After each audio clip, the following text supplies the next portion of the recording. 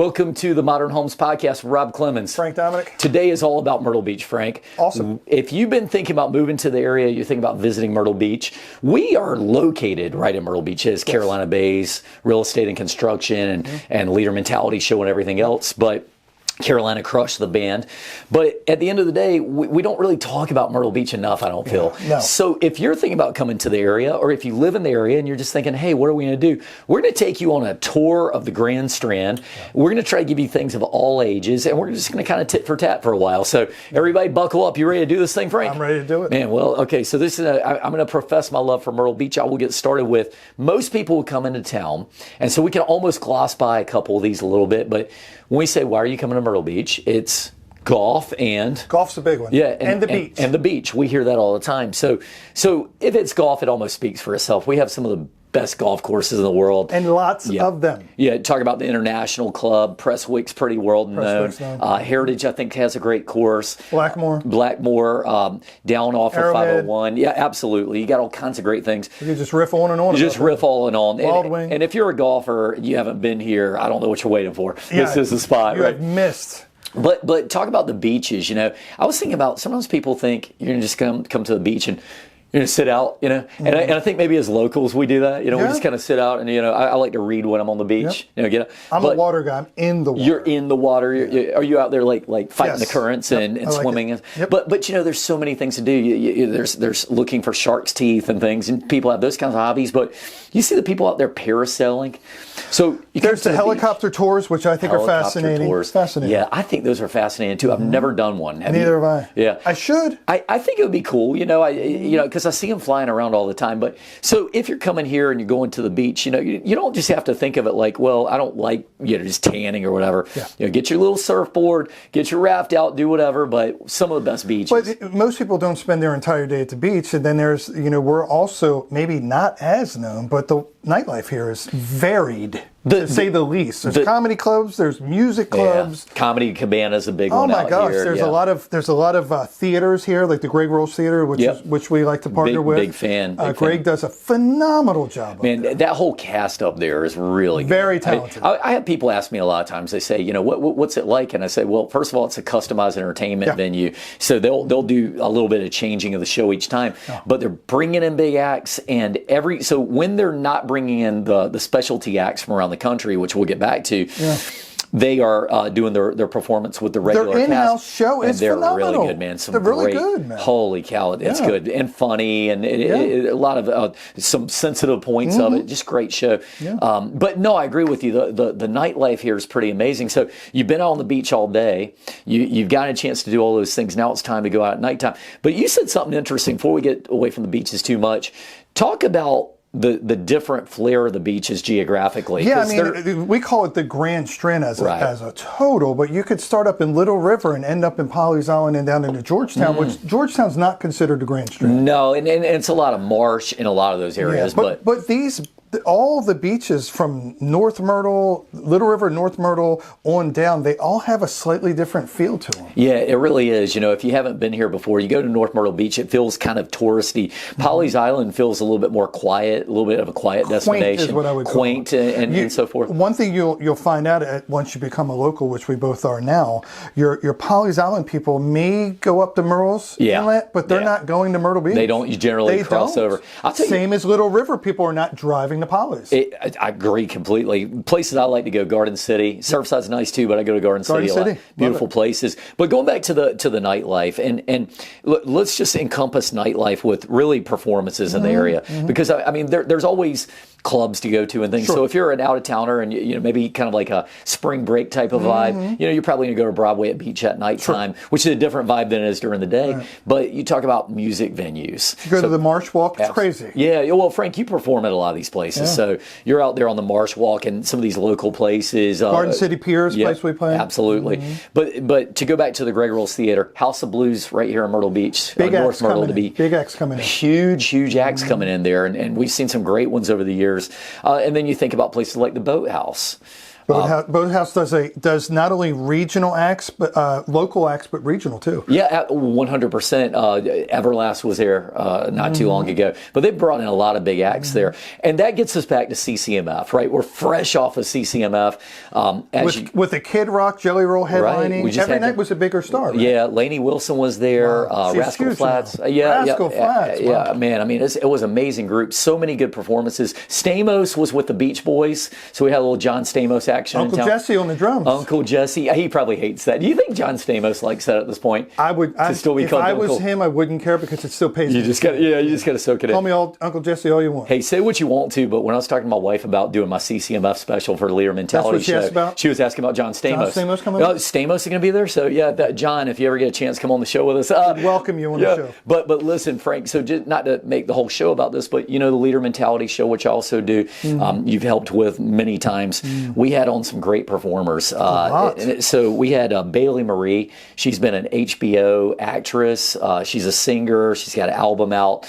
Trey Calloway was great. He came on the show. And the thing I took away from Trey Calloway is here's a guy who, he's not on the main stage at the CCMF yet, but he will be one day. He's got the personality. You could tell. He had the heart and the personality and this just a way of making you feel like he really loves this craft. We had Colby Lee Swift on. He was really great. I mean, so when you take these people and you talk to them, though, Frank, the biggest thing I took away from it was these are people who, they're not just performers on stage. They're emotionally invested. They're emotionally invested. They connect with the fans. And, I always had this vision of, you're going to meet them backstage. For example, I met some of the big names. Low Cash was here a few years ago.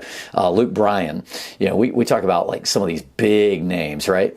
Luke Bryan's a big name. Yeah, big name. And they're also inviting off the stage. And that means a big deal to me. Sure. So as I met with these three amazing performers, and we had some other great guests on the show, but I just took away from them that the heart is there. And these are the people I want to see win. So, but again, I don't want to make it all about that show. Sure. I'm grateful for those performers. And if you guys ever get a chance, if you're out of town or come to CCMF, there's nothing like it. Tens of thousands of people. If you're a country music fan and you haven't been to CCMF, I don't know why you haven't. Man, well, you got to go. It's like being a big rock fan and not going to Coachella. Absolutely. 4-day extravaganza. We talked about, off the show, we were talking about when you do the drone shot looking from over the top, you see just how big of a scope this is. Yeah, and one thing I always comment to Rob about, because I've been there helping with the show and interviewing people, the day of the show is such a massive influx of people and vendors, and they do a phenomenal job, because if you drive down there now, it's a field. Oh yeah, it's just an empty field, and it goes to show with the planning, foresight. It's amazing. They turned this little couple of blocks of area into a music town, and it's not terribly traffic-wise. I don't think. No, considering. Hey, I give a lot of credit to Myrtle Beach. City of Myrtle Beach has done a great job navigating Excellent that. Job. And it's easy to sit here and poke holes and things, but for the city of Myrtle Beach, they plan this each year, and it goes off fairly seamlessly. So well done for that. And each year, I feel like the stars are getting bigger. Wasn't Brooks done in one of them? Well, yeah, but in the last few years, I mean, look, we had Morgan Wallen here last year, Carrie Underwood. So I can say, come to CCMF, but my one plug is check out Leader Mentality Show, CCMF edition, just came out last week, crossover on the podcast. But so we have music covered. What about, we sometimes talk about other things to do during the day. Talk about Brook Green Gardens. Oh my gosh, all the national parks, Huntington Park, beautiful. Brook Green Gardens, staggeringly beautiful. Myrtle Beach State Park, Huntington Beach State Park. These are two beautiful places to go. And Brook Green Gardens, we talked about, they have a Night of 1,000 Candles, I believe it's called. Something like that. And this is a thing they do at Christmas time. I passed on it last year, and I kind of regret it, because the pictures my wife took were amazing. You got to go. Right? Like, Frank, I'm going to tell you, stop being so macho like all guys are. As a guy, they're like, hey, we're going to a Night of 1,000 Candles. You hear a garden, you're like, ooh. Garden. Oh, man. Go look at flowers? Yeah, you literally expect to see, like, vegetables and stuff. But no, there's amazing statues and sculptures. But if you're a family coming to town, I'll tell you, we always hear about the culture thing. Like, well, where's the culture here? Go check that out. It's pretty amazing. One positive we have never touched on any other shows that my wife has taken full advantage of is this is a great gardening area. Great gardening, yeah. You can grow a lot of different vegetation, fruits, those kind of things. Tons of stuff. Flowers, trees, they all bloom here. Are you talking like kind of in your yard? Yeah. If you want to do a little... Yeah, we have peach trees, we have fig trees, we have lemon trees. Wow. And they all do well. The only thing you have to be aware of is deer and other animals want to eat them, so you got to net them at the right time. Yeah, I love the way when people come down here and they're like, oh, look at the beautiful deer. Like, it's really exciting for a while. Like, look at the beautiful deer. Then they eat your flowers. And they pull all your flowers out, and you're like, those deer. Those deer. But no, I agree with that. Well, then, since we're talking that, what about our restaurants here, man? There's not a cuisine you can't find here, I don't think. Well, I agree. There is a point where there's a stretch of Myrtle Beach, they call it Restaurant Row. And again, I sometimes we talk about we need to fact check ourselves before we say stuff, but there was some stat, you look it up at home if you want to see it, but just type in Restaurant Row Myrtle Beach, where I had read something like per linear foot or per mile, there are more restaurants than anywhere in the country. I'd heard a stat something like that. If you're up near that barefoot area, I could believe it. Man, if you have the whole barefoot area, and then the roads outside of that are just, it's wild. You know who would know about this? We probably need to check in with Bob's Restaurant Review. Yeah. A friend of the show. Bob's been on before. He would probably be able to like just zing this stuff out and tell you the best places. So anyway, well, I love getting some food out here. I was thinking about during the day things. We talk about Broadway at the beach. If you want to get out and do some stuff with a family, during the day, Broadway at the beach becomes a family extravaganza. Oh my gosh, Go out, do some mirror mazes and things. And there is probably per capita the most amount of mini golf I've ever seen. Mini golf, yeah. You have things in waterfalls, you have things in volcanoes, you have things in volcanoes. You're walking across, not real volcanoes either. Wild. You don't have to worry. The stuff they've done is crazy. Well, Jurassic Park theme type of stuff. It's not Jurassic Park, but they have a dinosaur thing. Yeah, they have a dinosaur thing. Well, and then I think about things like you can do go-karting out here. Lots of those too. Well, some of my favorites, I love going to the Wax Museum. I don't know if you've been there before. We have a Wax Museum, but there's also a mirror maze in there. There's a little zombie breakout down there. Pretty fun stuff. But Ripley's, believe it or not, Ripley's Aquarium. Just hitting some of the high points. But if you're thinking about coming here, bringing the family, there's tons of family stuff. WonderWorks. Heard good things. Great place. Yeah, good little place to go. So as I go through those, I feel like I may be missing a few things. Did I miss anything here, Frank? Not that I can think of. I mean, other than obviously the beach culture itself, you can find endless places to buy bathing suits. Yeah. If you move here, there's a lot of neighborhoods have a golf cart subculture. Oh, yes, that's a whole thing. Well, and there's a local ordinance law, whatever you want to call it, that if the street is under 35 miles an hour and you're within 4 miles of your home, you can take a golf cart to wherever you're going. Pretty cool, yeah. The hard part is people don't know the rules very well here, So you're like, this gosh darn golf cart I remember guy. one time visiting a client through real estate. We went to his house. He had a trailer in a trailer community. And at the end of the meeting, he took him and his wife took my wife and I out to dinner, and we took his golf cart. Oh, wow. That was kind of wild. Yeah, it is pretty wild. We're going through like the Market Common area, and we're just which is very popular. Oh yeah, Market. You're right there with the cars, and nobody's giving you a stink eye or anything. I love going to Market Common. It's like, a lot to do there. Got the town structure where you have places to eat and places to shop, and you can really walk around. The area is always happening. Well, so I'll leave off with just a couple last thoughts then. Besides the jet skiing, you got to think about those. My brother-in-law has a jet ski place. Fun to do those kinds of things when you just want to get out and do some action-related stuff. You could rent a pontoon boat, and do the intercoastal tour. This is very true. Very interesting. Yep, absolutely. I've done it twice. Yeah, very good stuff. And I'm going to leave off on, we talked about why Myrtle Beach, right? So we've talked about things that all ages of the family could do. I could see everything from grandma to the little kids enjoying themselves. Every day. But here's the coolest thing. We have two of the best schools in the country right here in the Myrtle Beach area. Now, I say the Myrtle Beach area because technically they're both in Conway, which is just west of Myrtle Beach for those who don't know the area that well. But Coastal Carolina University, Sean's up. Graduate. He knows I'm a grad, so I'm always going to support it. Or Georgetown Tech. I mean, this is one of the better tech schools you'll ever see around. And we're bringing all kinds of young talents to the area. But the thing that's really cool about Coastal, so I graduated from there, and in these past years having a successful football team, but the baseball team, look, we'd be remiss, and I'm not quite sure when the show is going to air in relation, but right now Coastal is in the College World Series. Awesome. We've got a real shot at it. Back in 2016, World Series champion. But it's better than just sports. We have a nationally accredited business school, a big-time marine biology school, and just about every degree you can get. So love it. Shots up always. And for us, I always mention to people, who have kids that are maybe not wanting to go to a traditional college route with the or Georgetown Technical, you and I on a daily basis interact with people that have graduated from there.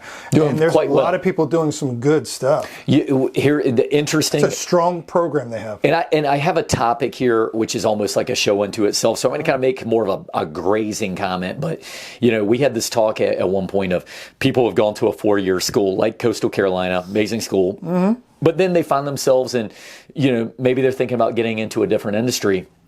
And there's almost this feeling of, well, I already got my 4-year degree. But you could go right across the street, basically, to or Georgetown and get an associate's degree or some kind of a certificate in a specialized skill. And those make some of the most complete employees around. Oh, my gosh. I'm going to tell you, because, look, if I didn't learn what I learned from Coastal, I wouldn't be the marketing person I am. Yeah. I wouldn't know the accounting like I know it, the financing. But some of the things I learned on the job just marry together with that. It makes me a more complete business person. So shout out to Coastal Carolina or Georgetown. Mm-hmm. And my last comment would be, look, if you are a local person, if you're local and you know something about Myrtle Beach that you think could be helpful, come on the show with us. We welcome your input. If you're a local business owner or somebody one of our biggest employers here is the hospitality industry from any service level. If you have a business that you want to highlight or explain to us and get out to our audience, come on. Yeah, absolutely. Come on down. If we missed something, feel free to let us know. And if you're coming in from out of town and you have a question, reach out to us. We'd love to field your questions right here on the show. So, well, this has been all about Myrtle Beach. Frank, I appreciate the input. Got it. I think we'll all be out. We're going to go to the beach this weekend. Call it a day. So thank you guys for liking and sharing us on social media. Thank you to our sponsors, Carolina-based Real Estate and Construction, Greg Roll's Legacy Theater, and go out and enjoy yourselves. And until then, we'll see you next time on the Modern Homes Podcast. Rob and Frank.